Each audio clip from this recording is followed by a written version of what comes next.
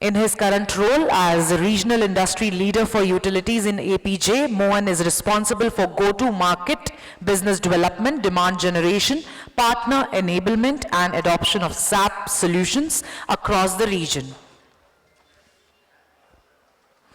Mohan has deep utilities industry knowledge and understanding of industry trends across the region and emerging markets. Mohan also has hands-on experience of product development and implementation of SAP utilities solutions, enabling him to relate and work with stakeholders at all levels. Specialities are industry strategy and thought leadership, driving C-level strategic engagements, market deregulation, and smart metering. Let us please welcome Mr. Mohan Gupta, Vice President, SAP APJ. Very interesting panel discussion, and we heard from different panelists on different technologies, interoperability, what is happening in European market. So before I start my session, I think many of you would know SAP as an ERP software provider, so that's our bread and butter. But we are also into industries, so we have different teams catering to 25 industries and 12 LOBs. Utilities and energy sector is one of the industries where SAP has done really well over last 25 years. We have dedicated solutions catering to the utilities industry's needs, and you can see some of the numbers. I'll not go through all of them in detail, but you can see 45 of the top 50 utilities in the world, they are using SAP softwares. We have 15 of the 15 greenest utilities in the globe leveraging SAP solutions focused on the industry itself. And we have huge number of customers using different portfolio of solutions across different LOBs that SAP provides. So my session topic for today is, we have smart meters. We are already seeing the rollout of smart meters, and they are generating a lot of data, right? How do we leverage that data to the benefit of utilities as well as end consumers? And in the previous panel discussion, I heard Mr. Yogesh talking about consumer engagement, right? There are a lot of concerns, from consumer side also in terms of adopting and allowing the utilities to install smart meters. So how do we leverage the data that is coming out of these smart meters to the benefit of consumers, so that there's an equal engagement from consumer side and there's excitement for the end customers? They see benefit in smart meters, and also from utilities point of view, the end goal is not installing the smart meters or just having the capability to do remote disconnection, reconnection. It has to go much beyond. If you have to justify the needs and the investment, the kind of investment we are seeing in this space, right? So that's the core of my topic. What are the use cases? How are utilities across the globe leveraging this data to the benefit of end customers and utilities? So before I go there, quick 2 minutes on why we are seeing this change and what are the aspirations utilities and end customers are expecting out of these technology changes, right? So if we if you look at the bottom layer, from technology point of view, we are already seeing artificial intelligence, being the most critical topic for the whole of the world, right? It's not just technology, it's impacting every aspect of our life, right? And that's also true from energy and utility sector point of view also. There's a lot we can do with this new technology. We are just at the cusp of exploring it, right? And the other key change that has happened is, the multi-speed open architectures which are cloud-based that are coming up, which are allowing end-to-end integration and information flow across different domains, right? And a gentleman from IntelliSmart talked about, how they are collaborating with different vendors, different providers, cloud-based hyperscalers, to have open architectures, right? Where interoperability is given, right? And then the last key point is, the support for high volume. And this is something which technology has already provided today. We are seeing different, vendors working on technologies which are handling huge volume of data, and that is also one of the baseline foundations for artificial intelligence and Gen AI models that we are seeing, right? And all these technologies, they also have a huge impact on the way utilities industry aspire to provide new features, new capabilities, and also to serve the end customers. And from use cases point of view, you can see, I've got 3 pillars. One is customer engagement. Mr. R.P. Singh talked about it in the panel discussion. So this is one of the key focus areas for any industry. If you look in India, we still do not have deregulation in most parts, but if you look at other sectors, other regions in the globe, without customer satisfaction and customer engagement, it's very difficult for utilities to remain profitable, right? That's given. So, and customers are also very demanding these days. So how do we leverage these insights which are generated by smart meters to the benefit of end customers is one of the key topics. And also from utilities point of view, how do they make their operations more intelligent, and how do they benefit from these technologies to cut down the cost to serve end customers, right? And of course, with these new technologies, we are also seeing many new business models that are coming up in the industry, many new players coming up. It's not just the distribution or generation companies.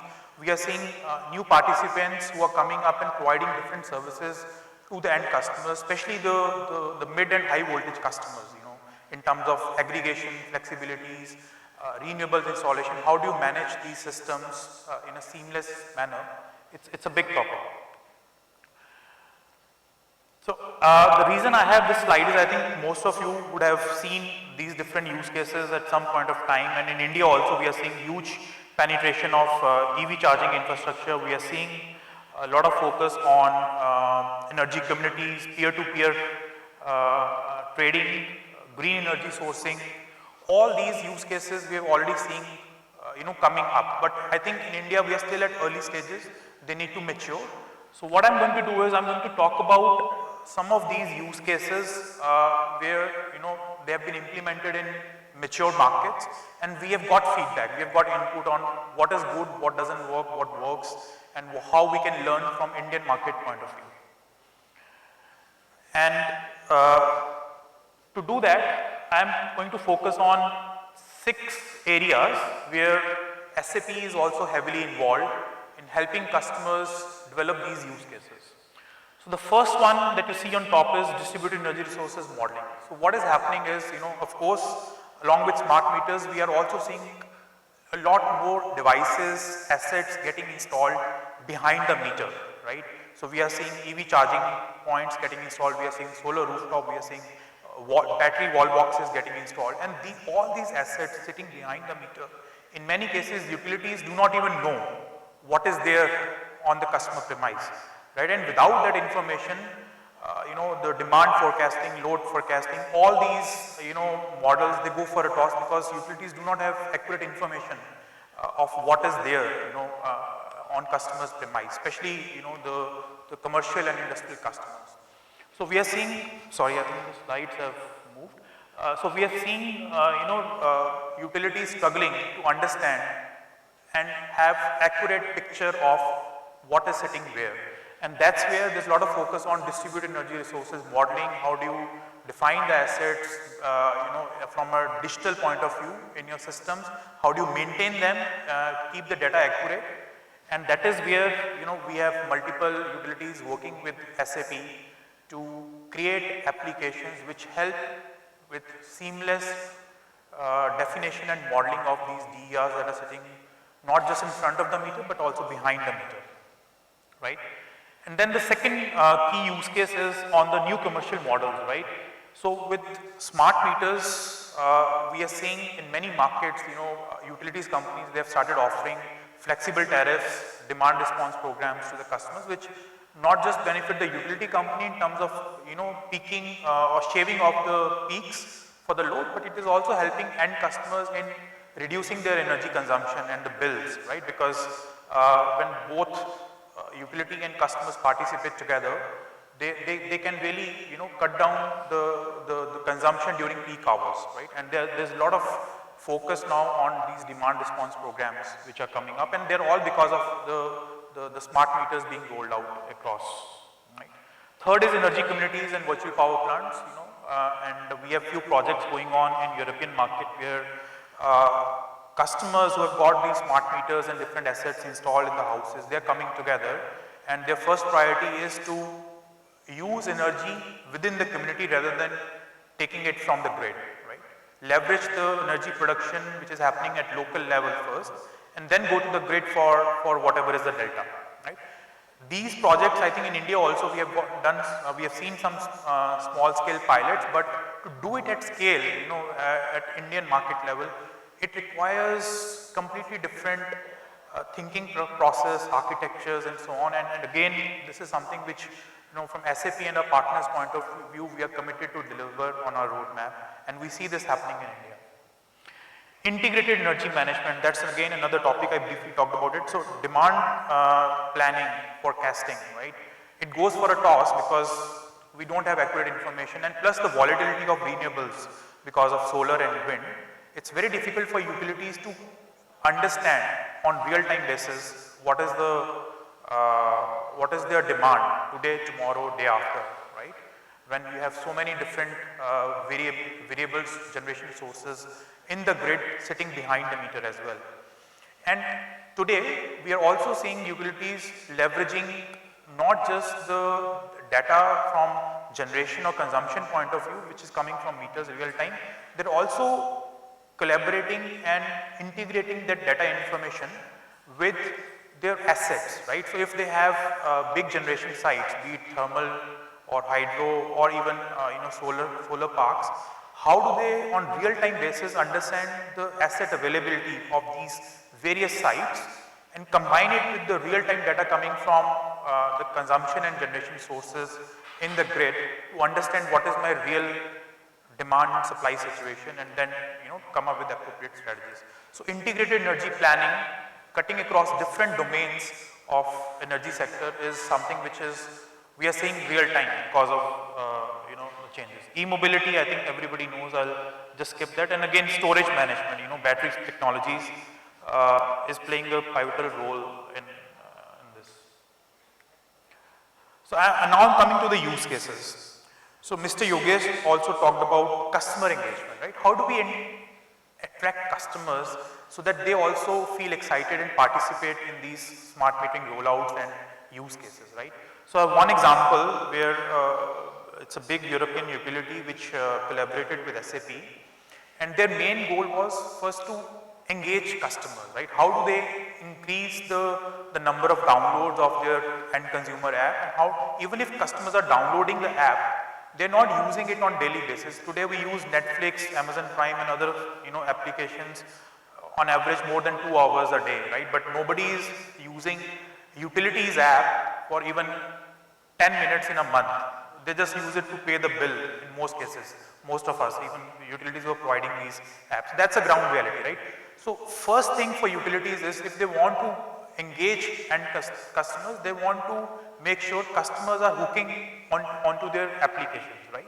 How to do that? So this is one innovative example where what this European utility did was they started offering free tariff for a 3-hour window to the customers. So, and I as an end customer, I can log in into the app of the utility company and I can choose any 3 slots of 1 hour each during the day where I want free electricity. So this is something like a promotional offer which utility is saying, you log in into our app, you choose 3 hours and you can change. Today I want from 9 to 12 free electricity, tomorrow I want different slot depending on how my work schedule is.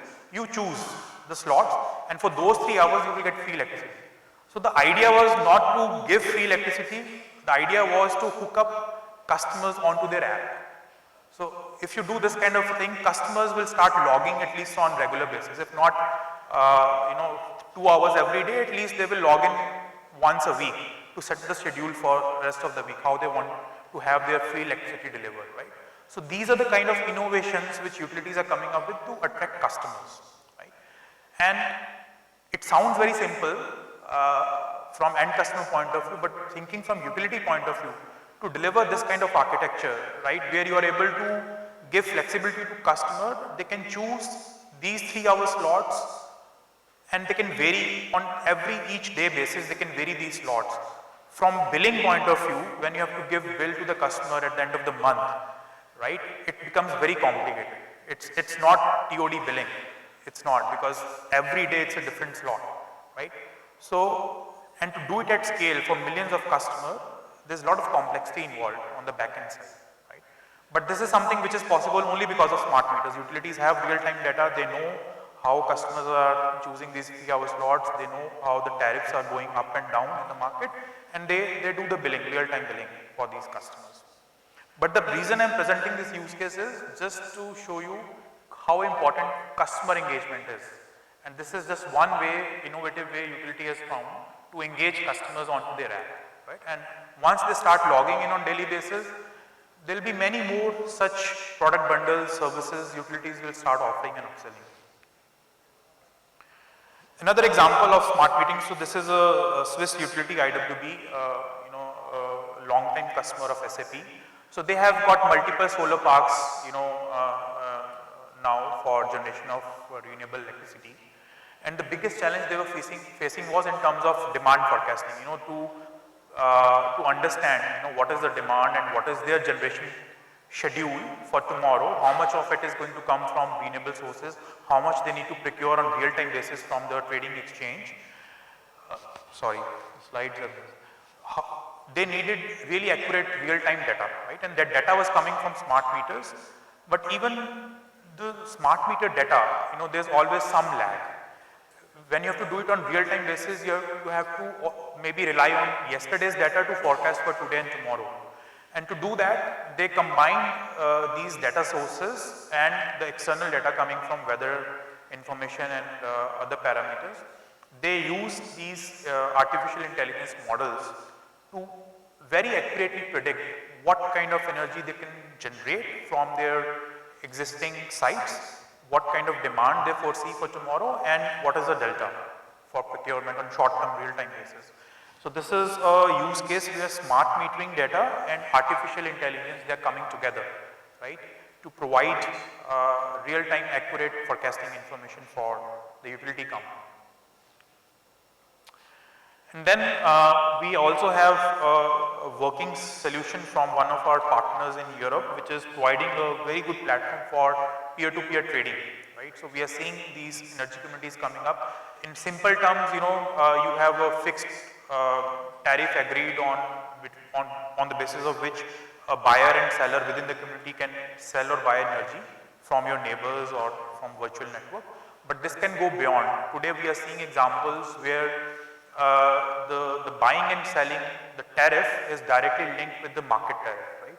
So, and these platforms today, they are very scalable, they can integrate with the data exchanges and real-time tariffs that are going in the market to provide this flexibility for buy and sell real-time contracts. Another example is another partner, how do we leverage the smart meter data to upsell and provide better services to customers. And this is an example where, you have got this smart meter interval data coming in, maybe 30-minute data every day. You can leverage this data to understand the customer's behavior and also what kind of appliances they have in the house and upsell, better services, what additional appliances they can buy or what they can replace to reduce the consumption. So this is a interval data disaggregation algorithm which, many of our partners provide these days to help utilities get better insights into the consumer behavior and appliances they have in the house to offer them more services.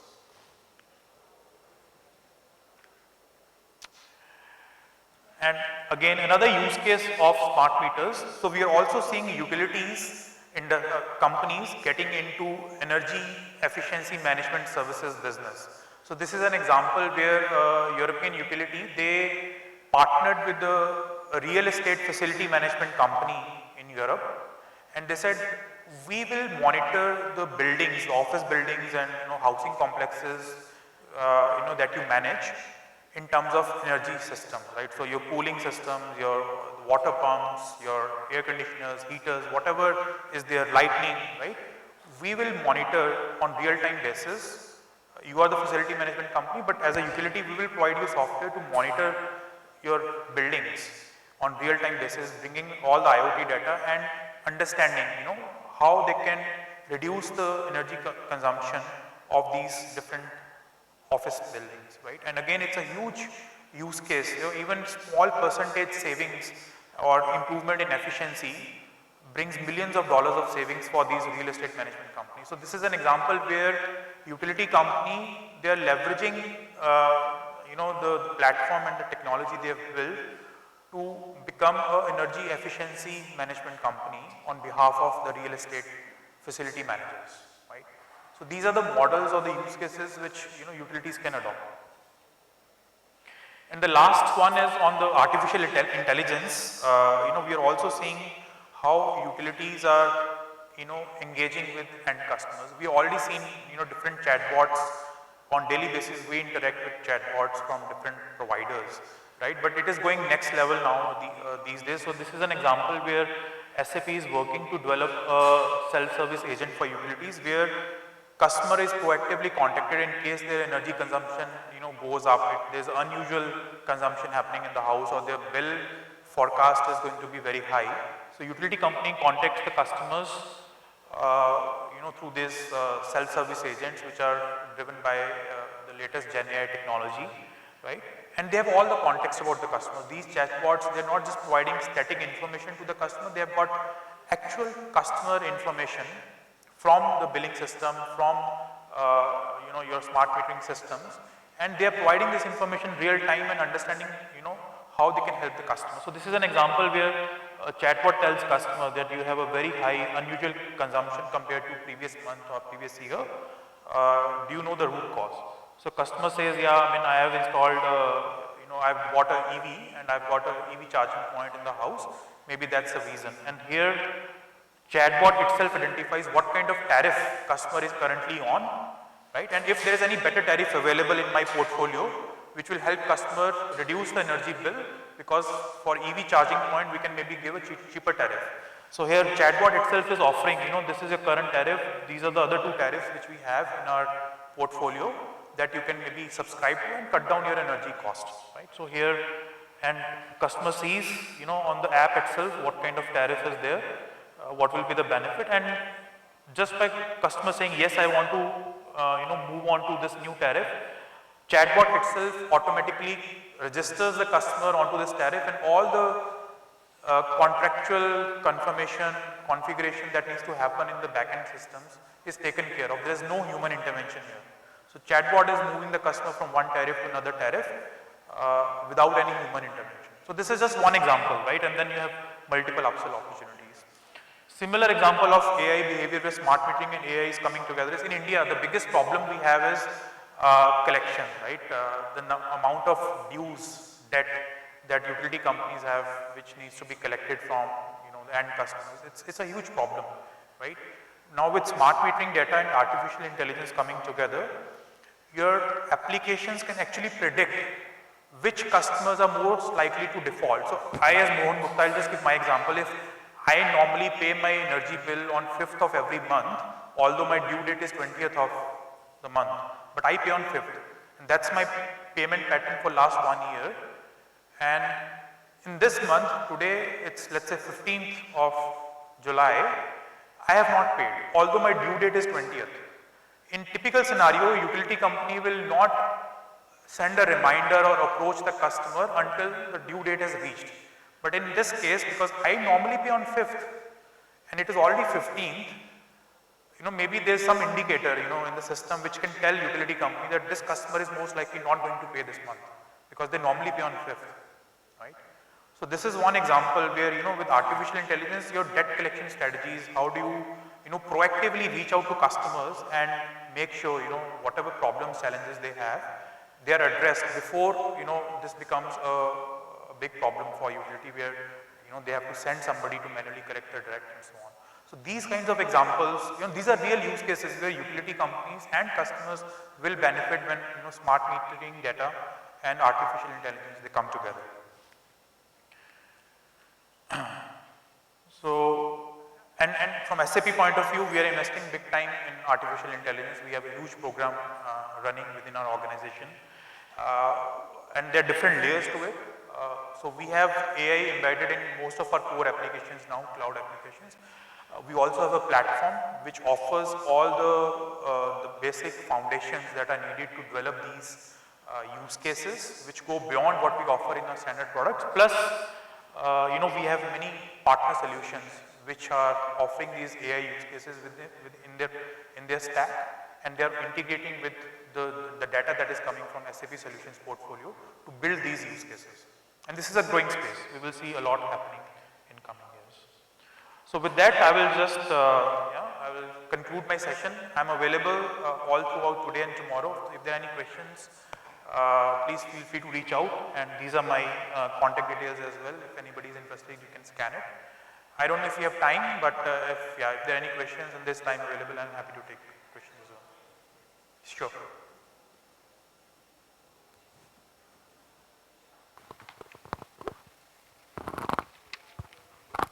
Hi, I represent Effica. My name is Ramakrishna. So, with regards to the use cases, so any negative use case, like suppose I do get hold of your predictive analysis to tell me that in a high-rise affluent area, so and so person who was consuming say 500 units, so suddenly he is not consuming. Okay, so now if that information falls to somebody's hand and they come to know, then we know for sure what's going to happen. Yeah. So what kind of we have all the 5 pillars of the AI, right from fairness to ethical to responsible AI. Even METI and End AI have come out with the responsible AI. So how do we make, or the policies have to come out, or are we adhering to some frameworks or standards? So how do we ensure that the AI doesn't fall into somebody's hands who might misuse? Yeah, point taken. There's always a good side and a bad side to any technology. And with AI, I think this is one of the biggest challenges, data privacy, and how do we make sure it doesn't fall into wrong hands is a big challenge. Coming from SAP as a technology provider, we also have these principles of AI, being responsible, and, data privacy is core to our values. So we have, when we develop and design these architectures, we have ensured, from SAP point of view, whatever data we are leveraging to come up with these insights, it remains within our stack with the right authorizations. It doesn't go out anywhere to any open LLM models or tools that are available in the market. And that is one of our key strengths, right? Typically, if you see most of these AI use cases that are implemented in organizations, you have a set of data. That data is somehow, uploaded, put onto some AI tool, AI framework, which does the insights and generates the output. Right? And that is the leakage point where your data is moving out from your secured, governed application to outside world, and then analytics happen. So this is something which we are very cognizant of, and this is also one of the strengths where SAP is saying, because we are ERP company, most of the big enterprises in the world, they rely on SAP technology for financials, for all sorts of data. So we have one of our founding principles for AI technology, which is, we will not move the data out of our governance structures, right? Still, these incidents happen. We saw what happened last week with the CrowdStrike update, and that's the downside of technology. We are so, reliant on it. Things will go wrong for sure. Thank you very much.